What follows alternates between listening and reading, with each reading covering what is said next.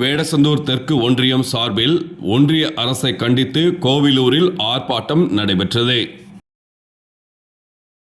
தமிழ்நாடு முழுவதும் 100 நாள் வேலை திட்ட பணிக்கு நிதி தராத ஒன்றிய அரசை கண்டித்து ஆர்ப்பாட்டம் நடைபெற்றது. அதன்படி திண்டுக்கல் மாவட்டம் வேடசந்தூர் தெற்கு ஒன்றியம் சார்பில் ஒன்றிய அரசை கண்டித்து கண்டன ஆர்ப்பாட்டம் நடைபெற்றது.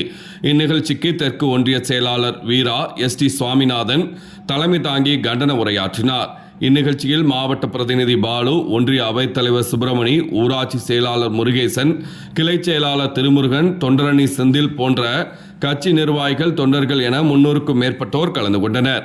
கண்டன ஆர்ப்பாட்டத்தில் வஞ்சிக்காதே வஞ்சிக்காதே, தமிழ்நாட்டை வஞ்சிக்காதே, அடிக்காதே அடிக்காதே, ஏழைகள் வயிற்றில் அடிக்காதே, சம்பள காசை திருடாதே, ஏழைகள் வயிற்றில் அடிக்காதே, மோடி மோடி என்னாச்சு எங்க பணம் 4000 கோடி, சம்பளம் கொடு சம்பளம் கொடு, 100 நாள் வேலைக்கான சம்பளம் கொடு, பாஜக அரசே பதில் சொல், 100 நாள் சம்பள பணம் வருமானு பதில் சொல், மாசம் 1000 கொடுக்கிறாரு ஸ்டாலின், எங்க சம்பளத்தை கூட புடுங்குறாரு மோடி, பணக்கார முதலாளிக்கு வரி தள்ளுபடி, ஏழை மக்களுக்கு சம்பள பிடிப்பா என கண்டன கோஷங்கள் எழுப்பப்பட்டன.